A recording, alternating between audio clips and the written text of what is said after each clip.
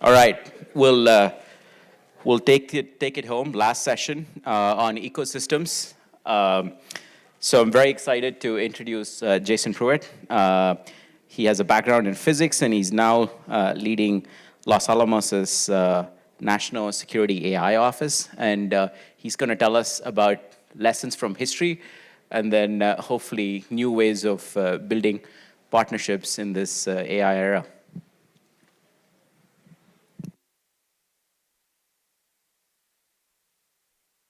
Let's see. My friend from Los Alamos, Earl, said that he's exhausted after 2 days, and if I could please try to make this interesting. So I will do my best. Coming into this workshop, I had the view that we're in a period of pretty profound and important change. After these last couple of days, I'm more or less shocked at the kinds of advances that are being done and the brilliant people that are working on these things.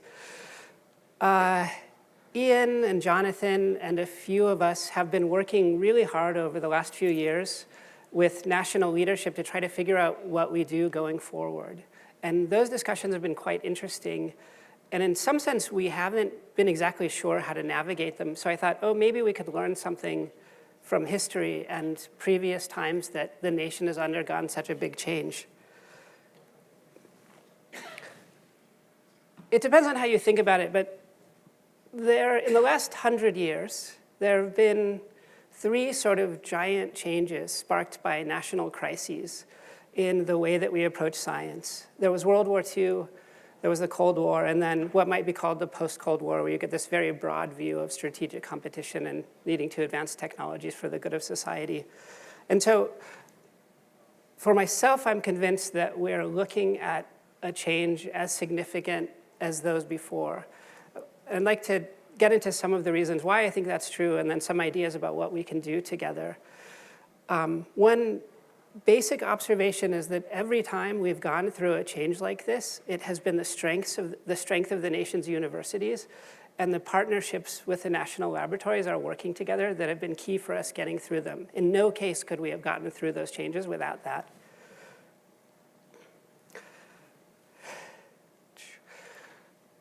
We forget this now. After the Second World War, a really beautiful pact was made in this country, and it was made by Vannevar Bush. His basic point was, it is going to be the policy of the United States that the frontiers of science will be open for everyone. It's worth pausing and reflecting on that. This isn't true in many other nations, and it hasn't been true for very long in the history of our country. But we're all here today because of that pact, and it's been key to the prosperity and strength of our country. Every time we've faced a giant challenge, we've had to address 4 basic difficulties, 4 changes. Disruption for how science is done and for how our organizations will work. Scale of the resources needed to meet the challenge. Diversity of interests across different communities and of the capabilities we would need. And this is very important, urgency. And this is the one I'm going to spend probably the most time on today.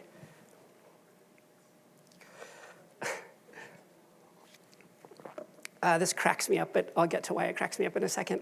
So in 1946, 2 things happened. They realized that for the future of science in the country, we would have to be credible in high energy physics and nuclear physics. And no university could do that. They couldn't work at that scale.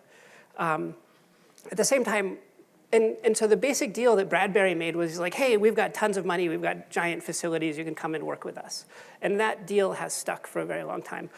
The part that cracks me up is this comment from the dean of the University of California. And so to put this in context, this was before the movie Oppenheimer came out. So people didn't know about Los Alamos, and they're like, hey, you're going to ruin our university by forcing us to work with you. And eventually we worked through all of that and set very long collaborations.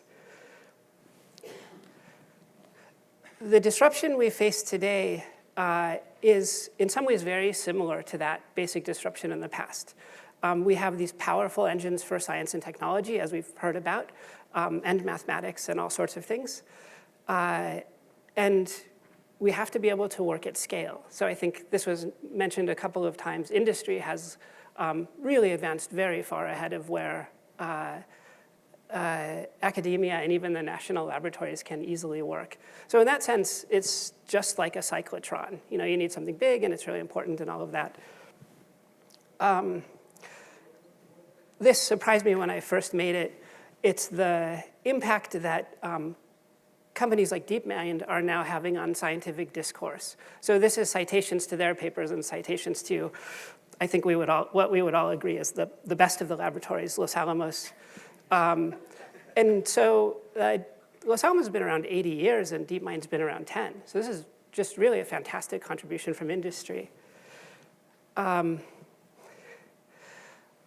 there's a way and an important way in which the analogy between like AI and a big accelerator or a cyclotron is not true. And it has to do with an old warning that this fellow Donald Stokes gave in a book called Pasteur's Quadrant. When in the country we're having discussions about things with very little market incentive, say the first radar or an accelerator, then it's really obvious who does it. You know, the people in this room go and do that stuff.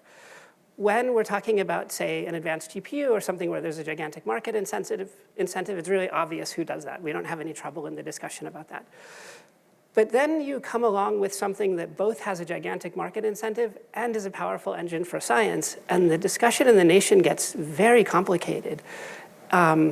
It's the complication of that discussion that I think has made it, is one of the main reasons that it's been so difficult in our many conversations with national leadership to push an initiative of the scale that we feel we need to push.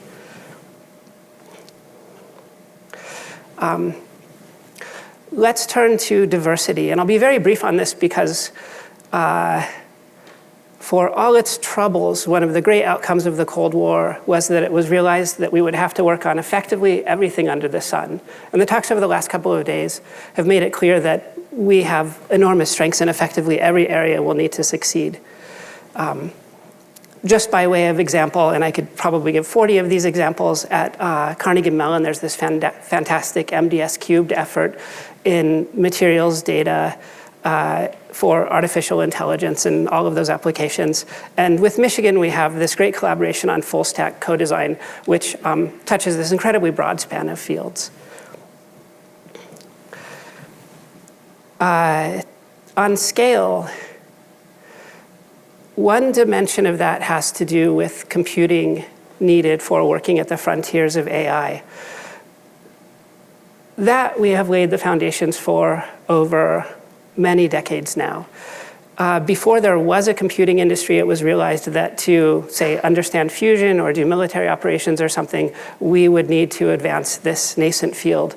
Something that's often not appreciated, and I'm quite proud of our communities for, is that with the connection machine and more recently in partnerships with NVIDIA, our communities have played a decisive role in advancing data parallel computing. So if not for that, you know, it would be very hard to see how we could do the kinds of things we're doing today. So as we stand, we have the computing resources for 1,000-person teams working on the biggest models. That's largely because of the investments of Exascale, and it's also because I think leadership in the nation had some hints of what was coming and began preparing for it. I'll mention the Venado machine at Los Alamos is kind of a modest machine relative to the other ones. It's only 2,500 GPUs, but it's the first Grace Hopper system in the country. And because we bought it on, you guys probably don't care about the details, but the way we bought it, we can use it for anything we like. And one of the main purposes of that machine will be allowing universities to work with big AI models. And so Karthik was telling me about this wonderful idea for a summer school. We'd like to make this available to those who attend the summer school so they can, you know, have access to this kind of system. That's a promise, right? This July here. So it just got delivered like a week ago, and so we're hoping we can stabilize it in time and all of that. But okay, let's talk after. We need more computing. The estimates are that we need to more than double the roughly 140,000 GPUs we have deployed across DOE. A nice thing is that we have the infrastructure for doing that at almost a modest cost. We can basically double public sector compute for not much more than the cost of the machines. It was really a remarkable statement.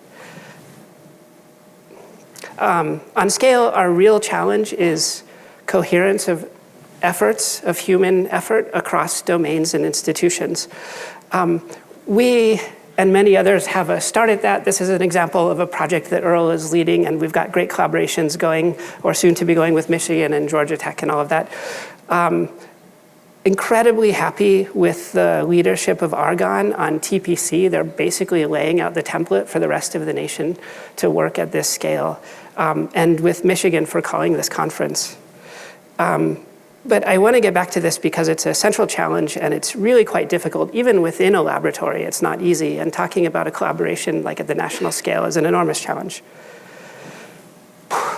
I'll probably spend the most time on urgency. So big public investments really started right before the Great Depression. And that was urgent because the nation was in crisis and crippling poverty and all of that. But the shift to big science, even though we had the Solvay conference, even though it was clear that physics had fundamentally changed, there wasn't that much interest in the shift to big science. It was more driven by opportunity, people like Lawrence being quite charismatic and selling an accelerator and those things.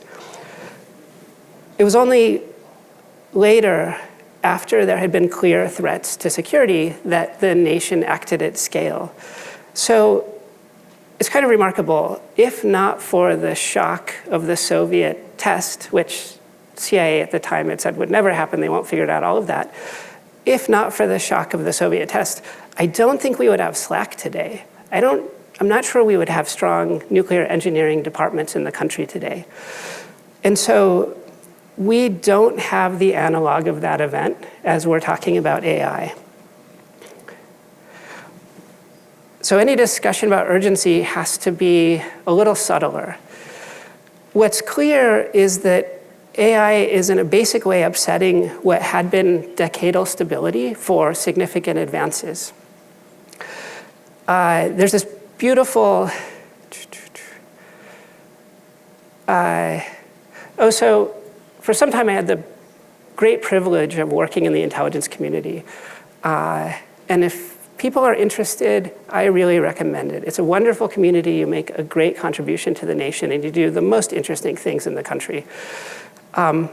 People are unpredictable and unstable. Societies can be unpredictable and unstable, but science is predictable and more or less stable. I mean, sure, we make advances, but it's not like you wake up every day and something new has happened. And there are pretty deep reasons for that. Suppose your strategy is you're going to make a breakthrough by discovering a new algorithm.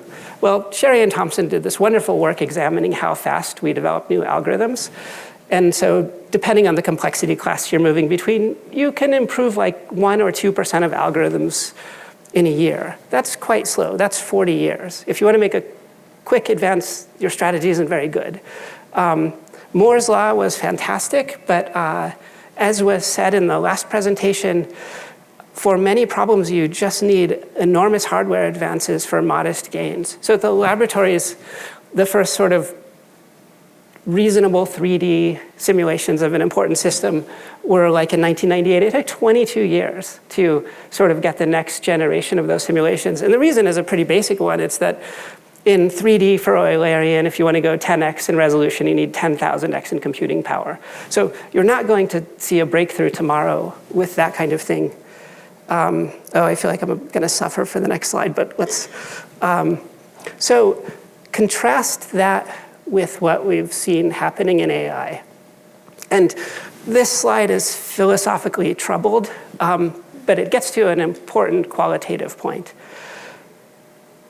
Suppose you're sitting in like 2010 or 2014, and you ask yourself, when do you think different things are going to happen? So you say, when do I think we're going to effectively solve protein folding? Well, from CASP1 to CASP12, that was like an 18% increase on the most complex proteins. And so it's like 50 or 60 years before you think that's going to be solved based on that rate of progress. We heard about ForecastNet. from Anima and the 45,000 times speed up over traditional computing. So suppose you thought you could continue doubling computing power every 18 months. Well, 45,000 is like 24 years. You're not just going to wake up tomorrow and find that kind of advance. And so in many areas, what you're seeing is that AI is in some sense pulling advances from pretty far into the future, into the present time.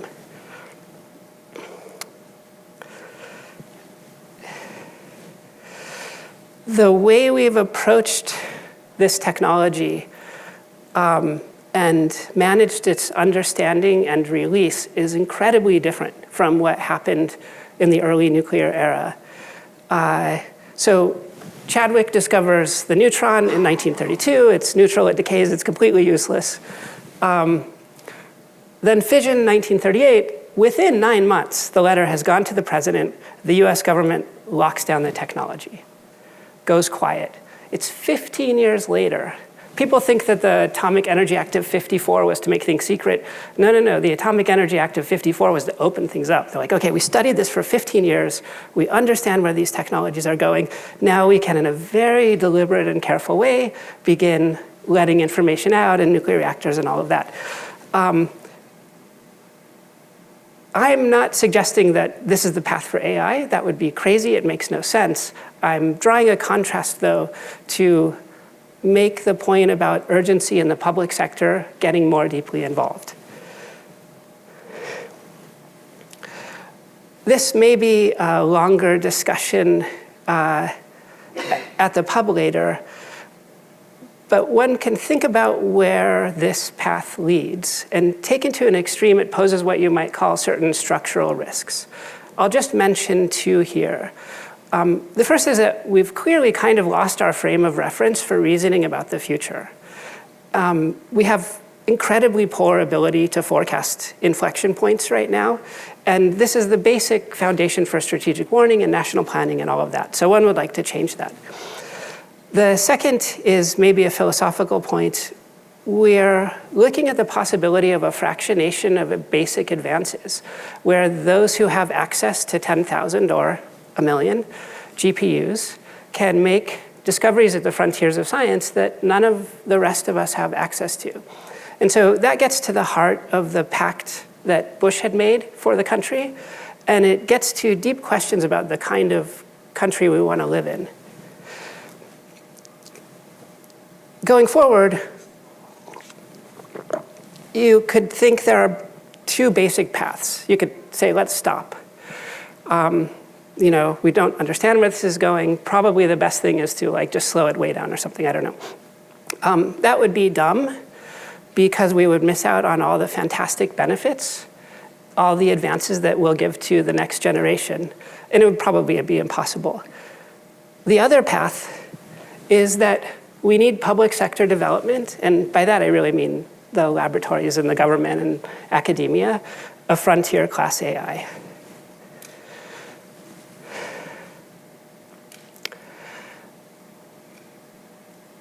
This is a complex topic. In discussions with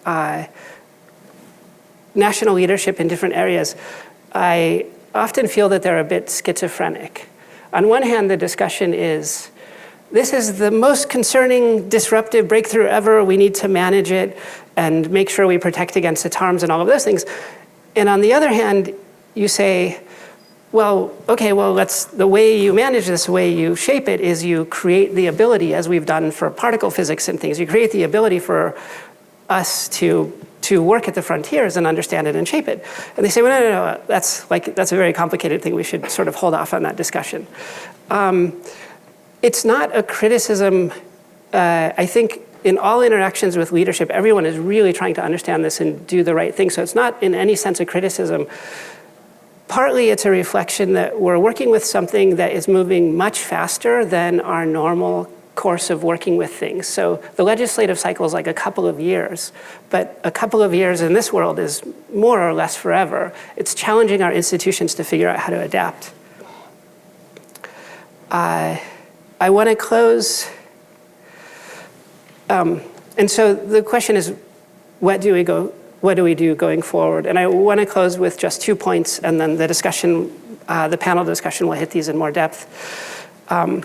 One basic lesson from all of this is that we need an ecosystem for making coherent advances at scale. This is a picture that I think Ian showed earlier, or a close analog of this. The initiative we've been trying to advance is called FAST, Frontiers in Artificial Intelligence for Science, Security, and Technology.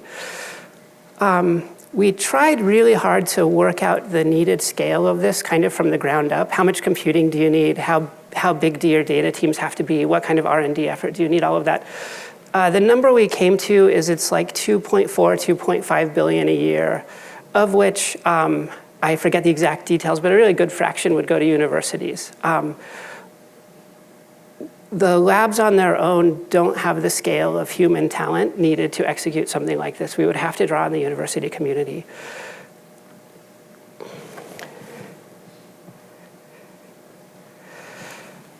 The final point is that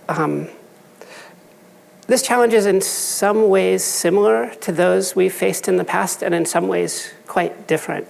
And so we'll have to shape our messages and our approaches for the unique parts of this challenge. On disruption, what I would love to see is a strong and consistent clarity of voice on the importance of being able to work at the frontiers of AI at universities and at the laboratories. We're in a place right now where our biggest models are 1%, the biggest models of industry. That's not okay. It's not that industry should make smaller models. They're doing fantastic good for all of us and we should partner with them. But we can't have that kind of asymmetry. We couldn't be working at 10 MEV and accelerators and a GEV just exists somewhere else and we let it go. So I would love for us to have that kind of clarity of voice. We haven't had it so far and we don't have it today, but this conference is a really good start at it. On urgency, we do need a national initiative to do what we need to do for the future education of the country and for the good of society and the public sector and all of those things. We do need a national initiative. We can't cobble this together from what we have today.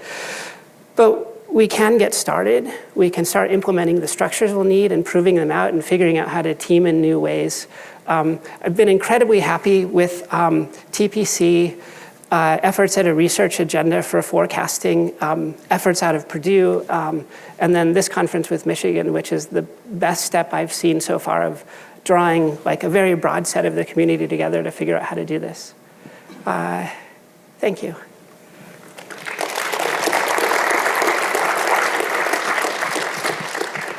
All right, we'll take a couple questions and then move to the panel.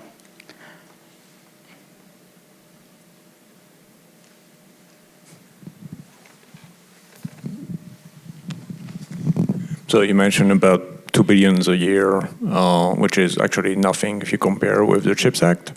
But I think one key problem is going to be the workforce and how you're going to actually implement all that.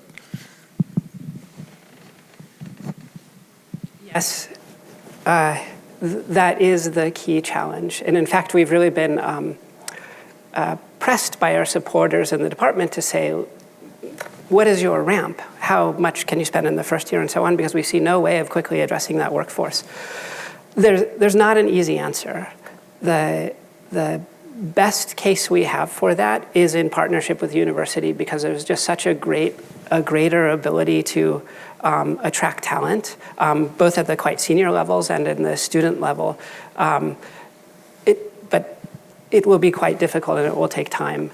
With ECP, what we saw was that was the exascale computing project.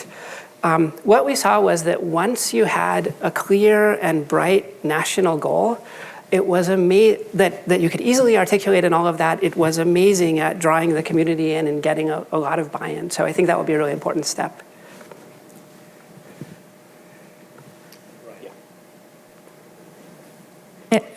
Thank you for the talk. I have one question. I don't know if it's within the scope, but I was wondering because every country is kind of like going through this race of AI, and the US is taking a different stance compared to Europe. And so I was wondering what were like the pros and cons of the differences that we see today, and how you want to approach it. I actually have quite strong feelings on that. I also feel that I could be a couple of sentences away from getting fired. So let me say generally, it's clear that some countries have seen this as transformational and are investing in a basic rewiring of the nation. So China is doing that, and their president has been quite clear about its importance as an asymmetric technology and all of that. My own sense is that we're being too slow. We saw this coming, and we should have gotten on it a couple of years ago. Yeah, sorry, I won't be more specific than that.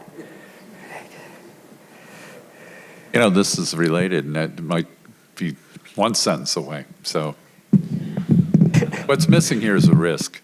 I mean, really, the risk of inaction at this point in time, which we're in an inflection point, is huge. So I wonder if you can, convolve that thinking into this. And how do we work together to communicate the risk effectively? Yeah, thank you. It's really important. There are maybe two sides of the risk. One is the potential we're going to miss out in opportunities for helping society. One can say, it's funny, it's awfully hard to communicate that. My one plot of pulling things forward was an attempt at that. I don't know that that's really compelling to anyone. Like, what if we hadn't done protein folding, or what if we didn't have good climate models? I don't know that anyone finds that very compelling. Industry has made the bet that companies who don't do this are going to be left behind, and they're investing at scale. I was just talking with Karthik and others. I think there's a value proposition here, which is that, in a sense, the missions of DOE are a microcosm of those of larger society. So we care about biology, and we care about manufacturing and all of these things. We have the ability, in doing this at scale, to template out a set of solutions that are going to just be enormously valuable for the economy and for public well-being and all of that. The downside risk is that, and I'll probably be pretty sparse here in my comments. The downside risk is that, to the extent that these technologies pay out in disrupting warfare, in providing asymmetric advantage, then if we don't understand it, then we are just blind going into the future, and that's a really giant downside risk. All right, Karthik wants to make a comment. Yeah. I think the panel can come and get settled, and Venkat's going to be running the panel. But I thought I'll just make one comment because, we're going to be tackling a very, very important question in the panel, or set of questions. And it may get quite passionate, it may drag on, and some of you may leave, so you may not be here to hear my closing comments. But I do want to mention that, we've taken an initiative to put together a vision for how universities can operate differently in this age of AI under the conditions that Jason just laid out. And in the spirit of how University of Michigan approached generative AI, like early last year, we set a deadline of April 26th. It was arbitrary, but I kind of forced it upon the university community and others to come up with an initial vision, right? It may not be perfect, but it is something. It is something that we can iterate on. And it's going to be very inclusive of, all partners within the University of Michigan, outside the University of Michigan, certainly all around the country. So I just wanted to let you, I'll maybe add a little more color to this in my closing remarks, but I do want to say that we are treating this with great urgency.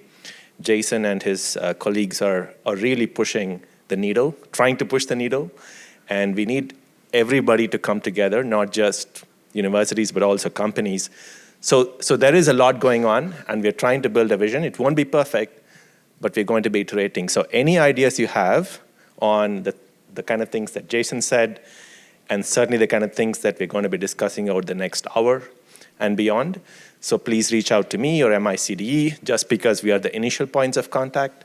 So at least I wanted to lay that message out, because some of you may leave at 5 o'clock or whenever it is, and we may still be in the question answer session. Right. With that, I leave this to Venkat to run the panel.